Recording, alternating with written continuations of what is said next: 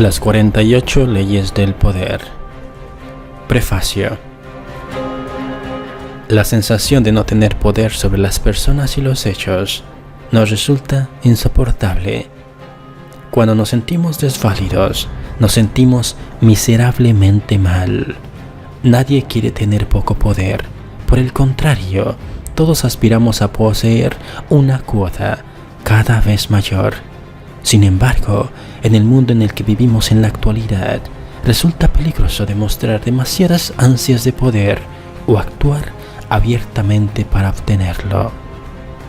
Debemos mostrarnos decentes y equitativos, de modo que tenemos que ser muy sutiles, agradables y simpáticos, y, al mismo tiempo, arteros, democráticos pero engañosos. Este juego de constante duplicidad se parece muchísimo a las dinámicas del poder que existían en el maquinador mundo de las antiguas cortes aristocráticas. A lo largo de la historia, las cortes siempre fueron formándose alrededor de la persona que ejercía el poder, un rey, una reina, un emperador o un líder.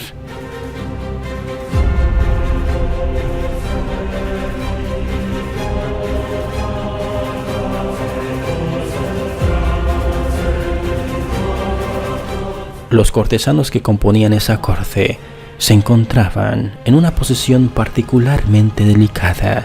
Tenían que servir a sus amos, pero si se mostraban demasiado aduladores y cortejaban con demasiada obviedad, los otros integrantes de la corte se volvían contra ellos. Por lo tanto, los intentos de ganar el favor del amo debían de ser muy sutiles e incluso los más hábiles cortesanos capaces de tales sutilezas debían protegerse de sus pares que intrigaban para desplazarlos. Entretanto, se suponía que la corte representaba la cumbre de la civilización y del refinamiento. Se desaprobaba cualquier actitud violenta o abierta que promoviera el poder. Los cortesanos trabajaban de manera silenciosa y secreta contra cualquiera que recurriese a la fuerza. El gran dilema del cortesano siempre fue el de mostrarse como el paradigma mismo de la elegancia y al mismo tiempo burlar a sus adversarios y desbaratar los planes de estos de la forma más sutil y disimulada posible. El cortesano exitoso aprendía con el tiempo a realizar todos sus movimientos de forma indirecta. Si le clavaba un puñal por la espalda a su adversario, lo hacía con guantes de terciopelo y con la más afable de las sonrisas. En lugar de recurrir a la coerción o a la franca traición, el cortesano perfecto lograba sus objetivos a través de la seducción, el encanto, el engaño y las estrategias más sutiles, planificando siempre sus movimientos por adelantado.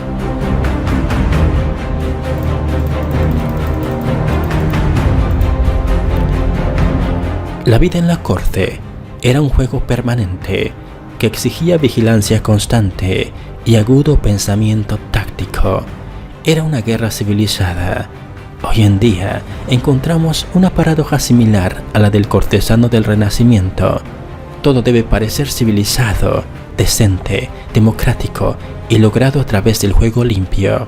Pero si nos atenemos en forma excesivamente estricta a estas pautas, si las tomamos demasiado al pie de la letra, seremos aplastados por aquellos de entre quienes nos rodean que son menos ingenuos que nosotros. Como dijo el gran diplomático y cortesano del Renacimiento, Nicolás Maquiavelo, todo hombre que intente ser bueno todo el tiempo terminará arruinado entre la gran cantidad de hombres que no lo son. La corte se consideraba como el pináculo del refinamiento, pero por debajo de esta brillante superficie hervía un caldero de oscuras emociones: ambición, envidia, deseo y odio. También nuestro mundo actual se considera el pináculo de la equidad y la justicia, pero son las mismas oscuras emociones las que laten dentro de cada individuo. El juego es el mismo, Por afuera hay que simular respeto y cortesía, mientras que por dentro, salvo que usted sea un necio, deberá aprender rápidamente a ser prudente y seguir el consejo de Napoleón. Cubre tu mano de hierro con un guante de terciopelo. Sí, al igual que el cortesano de otros tiempos, usted logra dominar el arte del juego indirecto, aprendiendo a seducir, encantar, engañar y maniobrar sutilmente a sus adversarios. Accederá al pináculo del poder. Logrará que la gente se doblegue a su voluntad, sin darse cuenta de sus maniobras. Y al no darse cuenta, tampoco le opondrán resistencia, ni alimentarán resentimiento contra usted. Las cortes son, incuestionablemente, sede de cortesía y buena cuna. Si no fuera así, sería sede de masacre y desolación. Quienes ahora se sonríen y se abrazan, se enfrentarían y apuñalarían entre sí, si los buenos modales no se interpusieran entre ellos.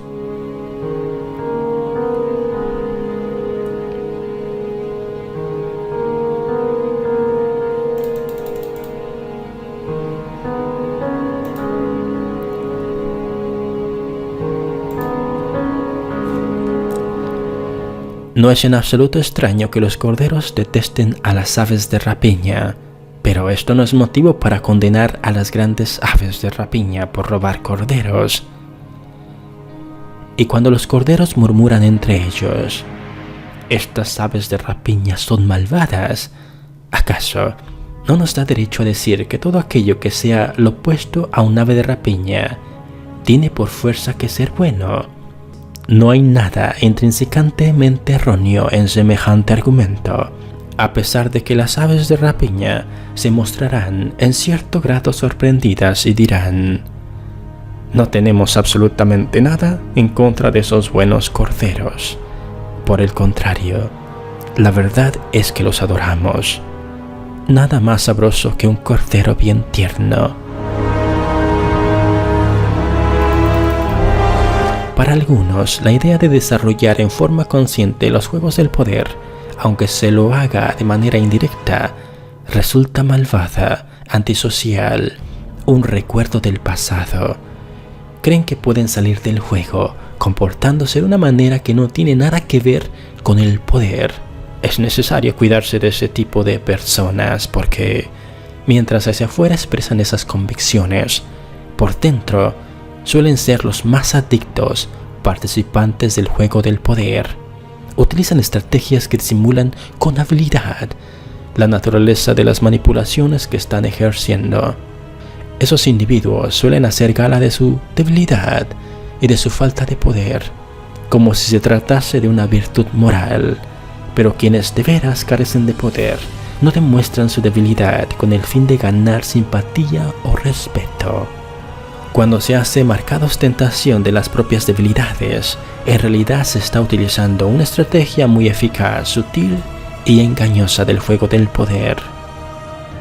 Otra estrategia del individuo que, supuestamente, no se dedica a buscar con afán el poder, consiste en exigir igualdad en todas las áreas de la vida.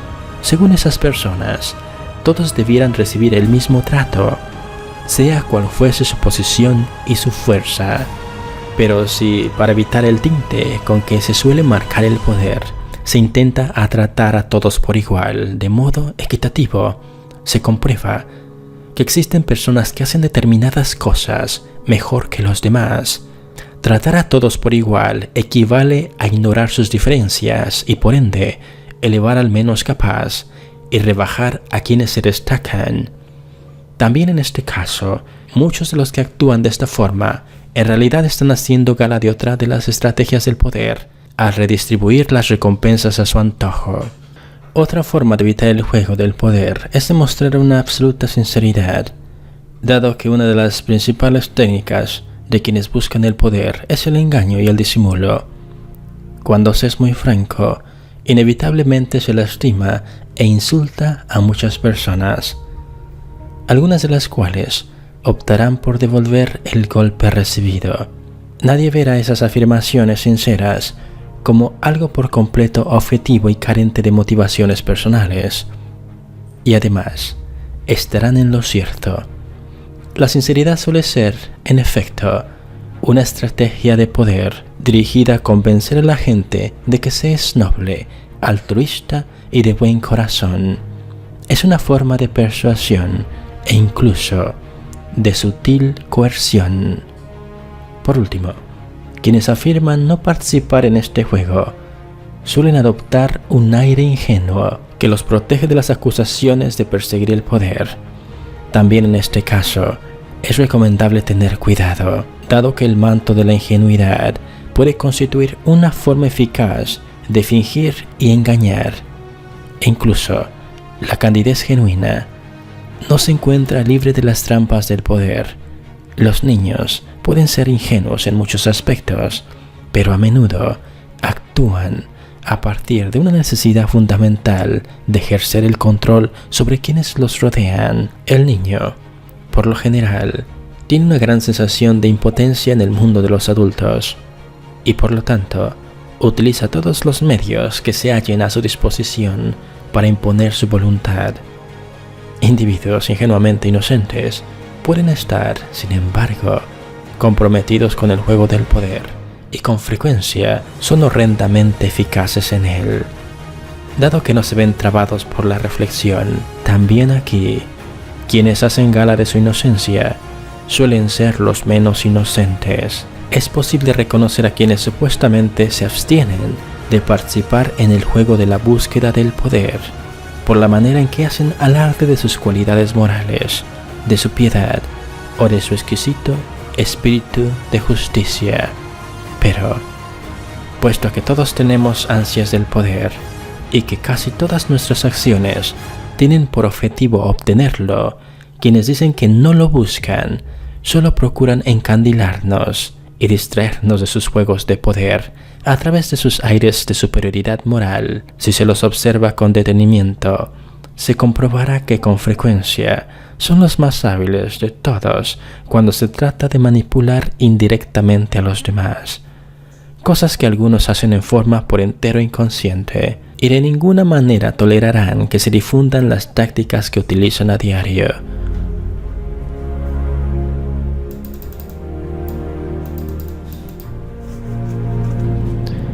Las únicas armas que nos permiten obtener de la gente lo que queremos son la fuerza y la astucia. Dicen que el amor es una arma de ese tipo, pero ello equivale a esperar los días soleados, y en la vida es necesario aprovechar cada instante.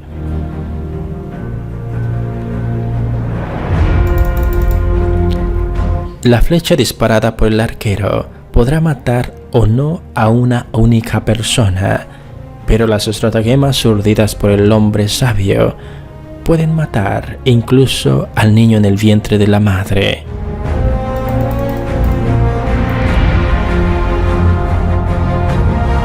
Si el mundo es como una gigantesca corte intrigante y manipuladora en la cual nos hallamos todos atrapados, no tiene sentido alguno tratar de eludir el juego.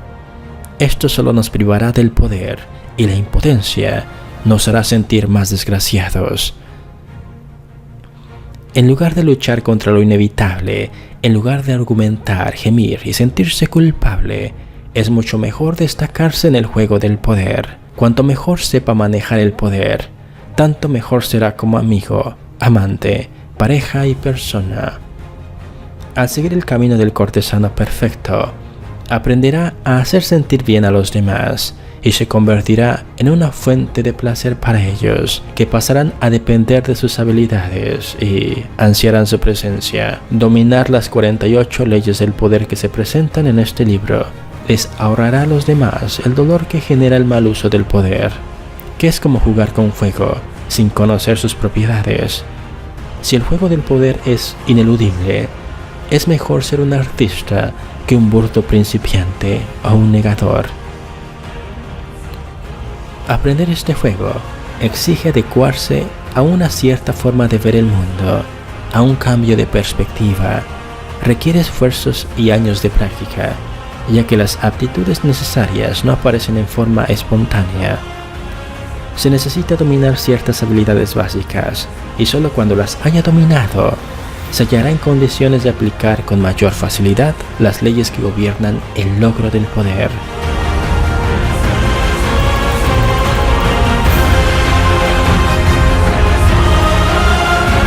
La más importante de estas habilidades, y la piedra fundamental del poder, es la habilidad de dominar sus emociones. Las respuestas emocionales suelen ser la mayor y principal barrera que nos separa del poder. Un error que le costará mucho más que cualquier satisfacción temporaria que le pueda producir la expresión de sus sentimientos en un momento dado. Las emociones nublan la razón y, si no es capaz de ver la situación con claridad, no podrá prepararse para ella ni responder con un cierto grado de control. La ira es la más destructiva de las reacciones emocionales, ya que es la que más intensamente nubla la visión. También ejerce un efecto multiplicador que de manera invariable torna la situación cada vez menos controlable, incrementando la intrepidez de su enemigo. Si usted procura destruir a un enemigo que lo ha herido, deberá lograr que baje la guardia, fingiendo amabilidad frente a él, en lugar de dejar traslucir su ira. El amor y los efectos también son potencialmente destructivos, al cegarlo a los intereses, con frecuencia egoístas, de quienes usted menos sospecha que se hallen involucrados en el juego del poder. No es posible reprimir la ira o el amor, o evitar experimentar estos sentimientos, ni debería intentarlo, pero sí debería tener mucho cuidado con el modo de expresarlos y, lo más importante, no permitir nunca que influyan sobre sus planes y estrategias. Estrechamente relacionada con la habilidad de dominar sus emociones, se halla la habilidad de distanciarse del momento presente y reflexionar de manera objetiva sobre el pasado y el futuro. Como Llano, la deidad romana de dos rostros, guardiana de todas las puertas y entradas, deberá ser capaz de mirar a la vez en ambas direcciones, a fin de poder lidiar mejor con el peligro. Cualquiera que sea la dirección de la cual provenga, este es el rostro que debe forjarse, una cara que ote continuamente el futuro y otra que examine el pasado. Para el futuro, su lema debería ser: ni un día sin estar alerta. Nada debiera tomarlo por sorpresa, porque usted está imaginando constantemente los potenciales problemas antes de que estos se produzcan, en lugar de perder el tiempo soñando con el final feliz de su plan o proyecto. Deberá trabajar sobre el cálculo de cualquier posible trastorno o problema que pudiese surgir en su desarrollo. Cuanto más lejos logre ver, más pasos podrá prevenir y más poderoso será. El rostro de Llano mira hacia el pasado, pero no para recordar dolores o alimentar resentimientos. Esto solo reducirá su poder. La mitad del secreto del juego radica en aprender a olvidar los hechos del pasado que lo van carcomiendo y nublan su razón. El verdadero objetivo de esa mirada hacia el pasado es llevar a cabo un constante proceso de autoeducación. Mirar hacia el pasado y aprender de quienes lo precedieron. Una vez analizado el pasado histórico, se detendrá a mirar el pasado más inmediato, poniendo bajo la lupa sus acciones y las de sus amigos. Esta es la escuela más eficaz para aprender, dado que las enseñanzas provienen de su experiencia personal.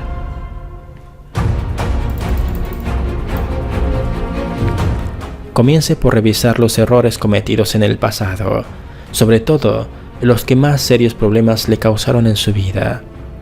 Analícelos, guiándose por las 48 leyes del poder, y extraiga de cada uno una lección y hágase una promesa: nunca voy a repetir ese error, nunca volveré a caer en ese tipo de trampa. Si logra observarse y evaluarse de esa manera, podrá aprender a romper los esquemas según los cuales actuaba en el pasado, lo que constituye una capacidad sumamente valiosa. El poder requiere la habilidad de jugar con las apariencias. Para ello, deberá aprender a ponerse muchas máscaras y llevar una bolsa llena de trucos y artimañas. El engaño y la simulación no deben considerarse algo sucio o inmoral. Toda interacción humana exige cierta cuota de engaño en distintos niveles y en cierta medida lo que diferencia al ser humano del animal en su capacidad de mentir y embaucar. En los mitos griegos, en el ciclo Mahabharata de la India, en las leyendas épicas de Gilgamesh del Oriente Medio, el uso de las artes del engaño es privilegio de los dioses. Uno de los grandes hombres de la mitología, Ulises, fue valorado por su habilidad de rivalizar con la capacidad de los dioses, robarles algunos de sus poderes divinos y competir con ellos en agudeza de ingenio y triquiñuelas. El engaño es un desarrollado arte de la civilización y una de las armas más poderosas en el juego del poder.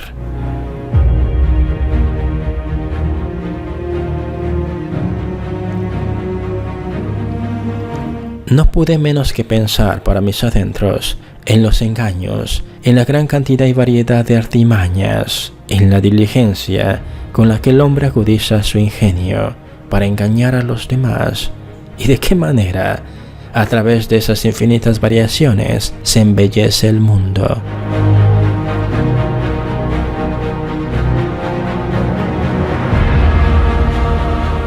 Los principios no existen, lo único que existe son los hechos.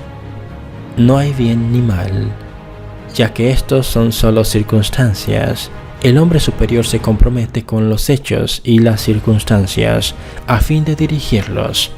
Si hubiese principios y leyes fijas, las naciones no las cambiarían como uno cambia la camisa. Y no se puede esperar que un hombre sea más sabio que toda una nación.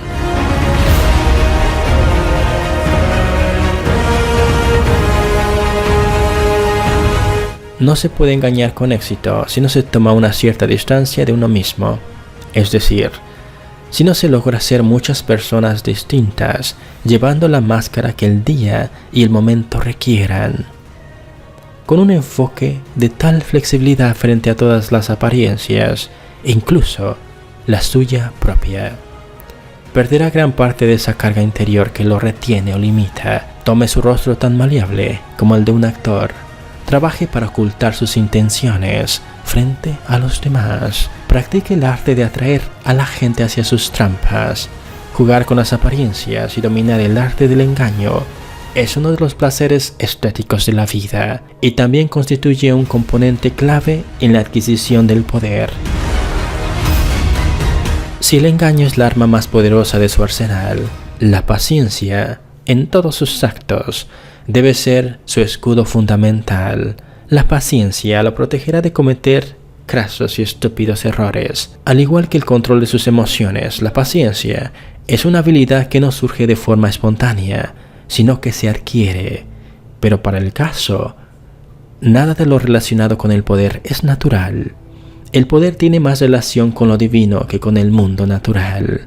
Y la paciencia es la virtud suprema de los dioses, que disponen de todo el tiempo del mundo. Todo lo bueno sucederá al fin. El pasto volverá a crecer si usted le da tiempo y sabe anticipar el futuro. La impaciencia, por su parte, solo lo debilitará. Es la principal barrera entre usted y el poder.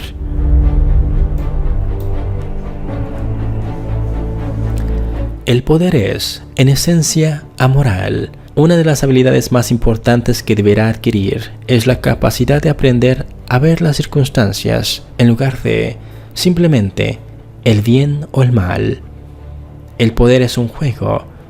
Esto es algo que hay que reiterar una y otra vez. Y en un juego, usted no juzga a su contrincante por sus intenciones, sino por el efecto de sus acciones. Usted mide la estrategia y el poder de su adversario por lo que puede ver y sentir. ¿Cuántas veces se hace hincapié de las intenciones de alguien solo para disimular el engaño? ¿Qué importancia tiene si el otro jugador, ya sea amigo o rival, tiene buenas intenciones y solo piensa en los intereses de usted? Si los efectos de sus acciones conducen a la ruina y a la confusión, es natural que las personas enmascaren sus acciones con todo tipo de justificaciones y afirmen siempre que han actuado de buena fe. Usted tiene que aprender a reírse por dentro cada vez que oiga algo semejante y nunca permita evaluar las intenciones y acciones de alguien por medio de juicios morales, que en realidad son solo una excusa para la acumulación de poder. Se trata de un juego. Su adversario está sentado frente a usted. Ambos se comportan como un caballero o una dama, observando las reglas del juego y sin tomar en forma personal nada de lo que se hace o dice. Usted juega con la estrategia determinada y observa los movimientos de su contrincante con la mayor serenidad de que es capaz. Al final, apreciará más la cortesía de quienes juegan contra usted que sus buenas y dulces intenciones. Entrene su ojo para seguir los resultados de los movimientos de su adversario, para observar las circunstancias externas y no permita que nada lo distraiga. La mitad de su dominio del poder proviene de lo que usted omite hacer, de lo que usted no se permite involucrar. Para dominar esta habilidad, deberá aprender a juzgar todo según lo que le cuesta. Como dijo Nietzsche, el valor de una cosa a veces no radica en lo que se logra con ella, sino en lo que se paga por ella, es decir, lo que nos cuesta. Quizás usted logre su objetivo, incluso un objetivo valioso, pero ¿a qué precio? Aplique esta pauta a todo, aun cuando se trata de colaborar con otros o prestar ayuda a alguien. Al final de cuentas, la vida es corta, las oportunidades son pocas y usted solo posee una cantidad limitada de energía. En este sentido, el tiempo es un factor tan importante como cualquier otro. Nunca pierda tiempo valioso o su paz espiritual en los asuntos de otras personas. Hacerlo equivale a pagar un precio demasiado elevado. El poder es un juego social. Para aprenderlo y dominarlo, deberá desarrollar la habilidad de estudiar y comprender a la gente.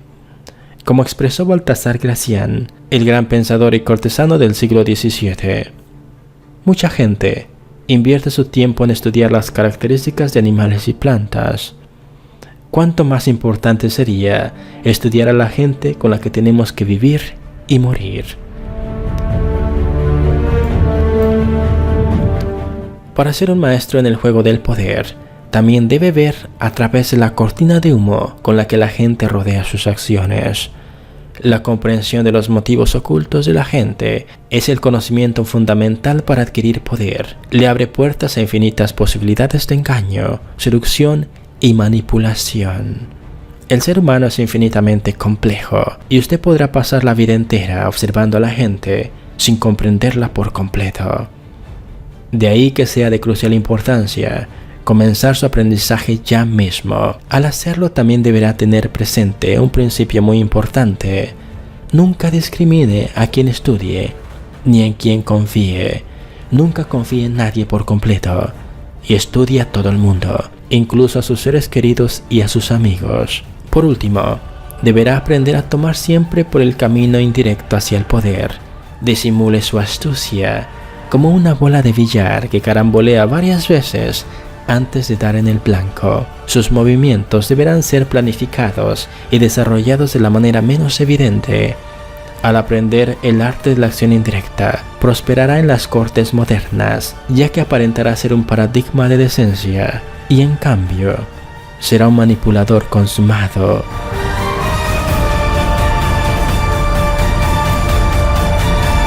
Considere las 48 leyes del poder como una especie de manual en el arte del accionar indirecto. Estas leyes se basan en escritos de hombres y mujeres que han estudiado y llegado a dominar el juego del poder.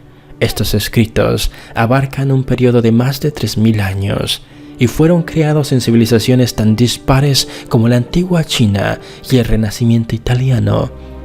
Sin embargo, tienen hilos conductores y tramas en común que guardan directa relación con la existencia de una esencia de poder que aún no se ha articulado por completo. Las 48 leyes del poder son el destilado de la sabiduría acumulada, recogida de los escritos de los más ilustres estrategas: Sun Tzu, estadistas, Bismarck, Talleyrand, cortesanos, Castiglione, seductores, Ninon de Lenclos, Casanova, y de los grandes estafadores, Yellow Kid Whale.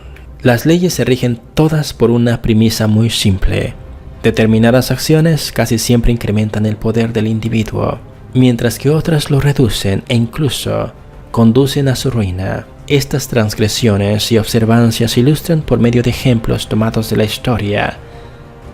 Las leyes son definitivamente atemporales. Por último, este libro puede ser leído sin seguir un orden específico, por mero entretenimiento y para emprender una grata recorrida por las debilidades y los grandes logros de quienes nos han precedido en el tiempo y en la historia, en el juego del poder. Pero aquí cabe hacer una advertencia para quienes pretendan leer este libro por simple y superficial diversión. El poder es, a su manera, infinitamente seductor y engañoso. Es un laberinto y su mente quedará atrapada en la resolución de sus innumerables problemas. Cuando menos lo piense, se dará cuenta de cuán profundamente se ha enfrascado en el tema. Es decir, que este libro le resultará más divertido si se lo toma en serio. Un tema tan crítico no admite frivolidades. Los dioses del poder desaprueban a los frívolos y brindan satisfacción plena a quienes estudian y reflexionan, y castiga a quienes chapotean en lo playo. Cualquier hombre que intente ser bueno todo el tiempo terminará yendo a la ruina entre la gran cantidad de hombres que no lo son. Por lo tanto, un príncipe que quiera conservar su autoridad deberá aprender a no ser bueno y a usar ese conocimiento o prescindir de su uso, según las necesidades que se presenten.